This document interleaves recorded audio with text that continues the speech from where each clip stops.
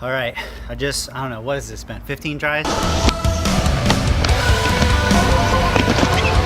ankles, dude. Yeah, but look at this part.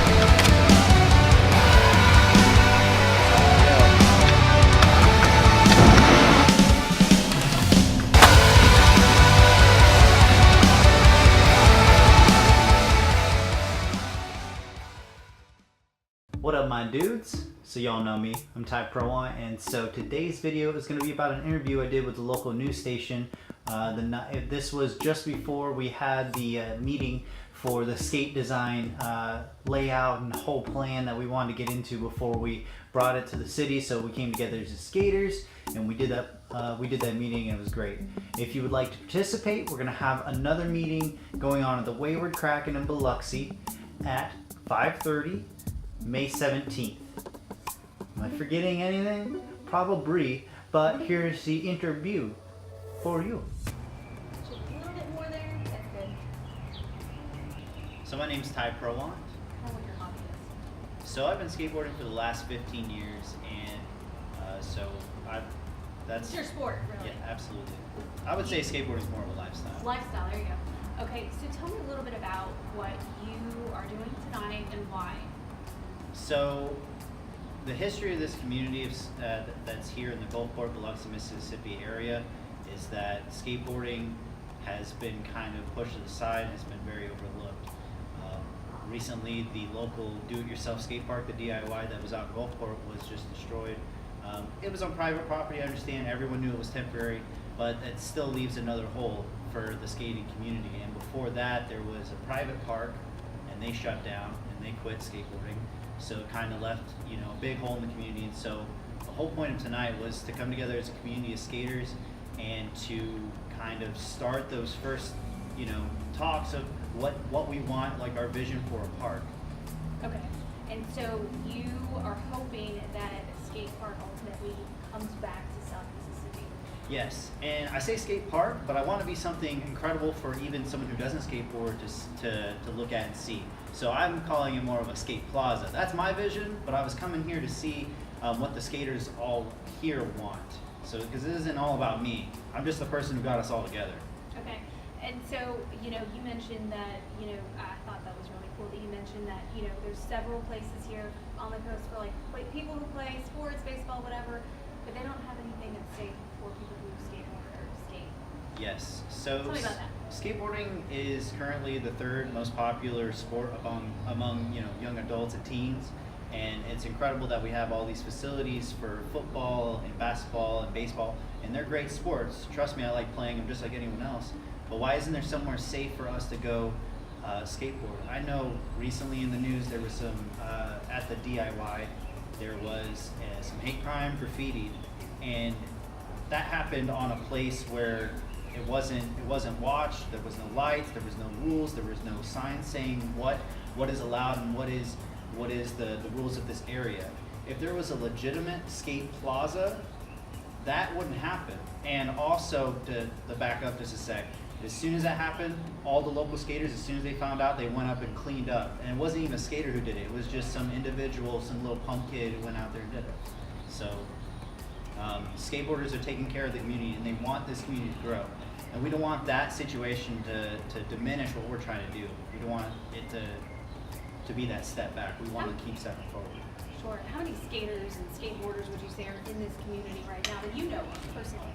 Actively, the number has been diminishing, but that's because of the lack of support from the city. That doesn't mean they're not there. Trust me, I'm getting tons of messages and views on my YouTube channel from kids that are in this area, constantly saying, let's go skate, all this. And whenever I go out and skate, just randomly, I'll see a skater on the side of the road. I would say we probably have a couple hundred at least. And these are people who are actively skating. But the kids who might not, be encouraged to go skate, if they had a park, this community could thrive. We're talking about the demographic in Biloxi and Gulfport is just so huge with children and teens and young adults who are looking for something active to do. If you don't mind me saying that, skateboarding is probably one of the most, for me personally, what I've noticed is that it helps you establish goals keeps you like whenever you start landing those, like meeting those goals, it builds confidence. Not only that, whenever I go out to a new park, I meet new friends.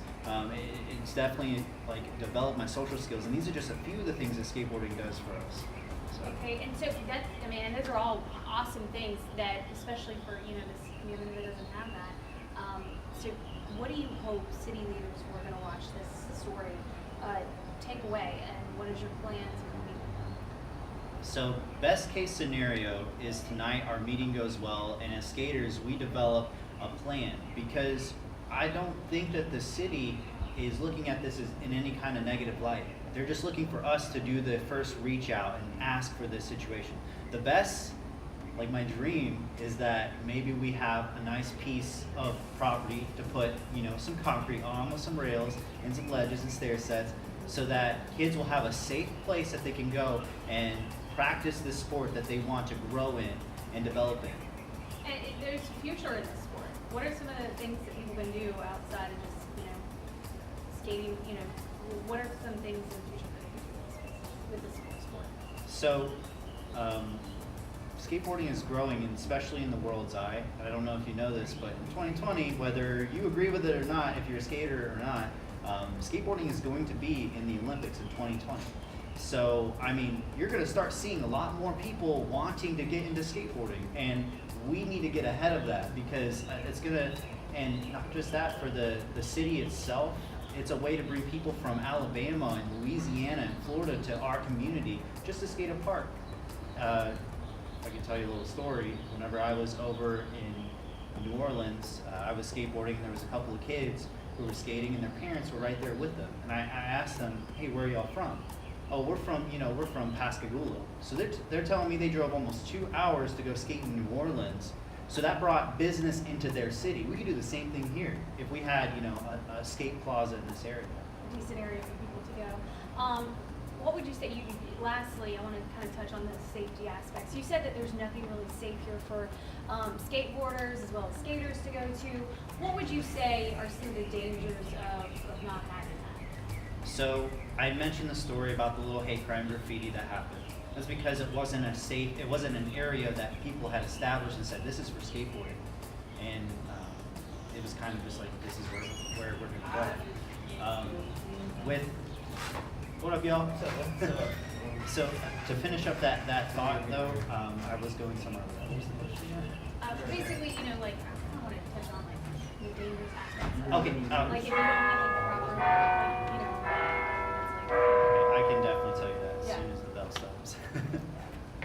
How's it going, Justin? Hey, what's up, man? So, the dangers of not having a good place, a safe place to skate, is that one, skaters are going to be looking for spots out in the town, and possibly going out in like places that aren't safe, that weren't built exactly for skateboarding to practice their tricks on.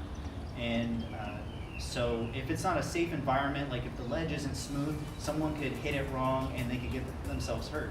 It also causes liability for owners because there isn't a set aside place to practice. In practice, we all know practice makes perfect, and that's what we need, a safe place for that. If we had a park, as a group of skaters, it's one of the things we're going to talk about tonight is what do we consider a safe skate park to be. If there were lights at a skate plaza, then people could see from the road. It would eliminate that threat of someone going there and doing something bad. What are you hoping the city does? Do you hope that they come up with do you hope they build one, like a city-owned property, and build it themselves and make it like a public use type of situation, or do you want them to promote it to a developer or whatever? The goal of this meeting was for us to go out and ask the city. So we got to come up with a plan tonight. So what we do want to eventually ask the city is if they will put in a skate plaza so that people in the Gulfport and Biloxi area will have a place to skateboard. Or skate, right? Or skate, or BMX, or whatever. Right. One of the big things is that I didn't want to come to the city as an individual. I don't think that we would get the most traction if we did that. if we come together as a group of people, we're more powerful than an individual. And so the perception that we want this city to see is that we're a bunch of people who are highly involved and dedicated to the community of skateboarding, and we just want to help it grow. If the city will, help us as well. Yeah, I wanted to thank LB, the owner of the Wayward Kraken, for letting us come out here tonight and have this meeting, and it means a lot to me. Thank you so much for watching. Please subscribe to my channel so you can get more updates on this. I also release skate videos and other videos every Saturday, and sometimes I sprinkle them in during the week. Extra videos for you.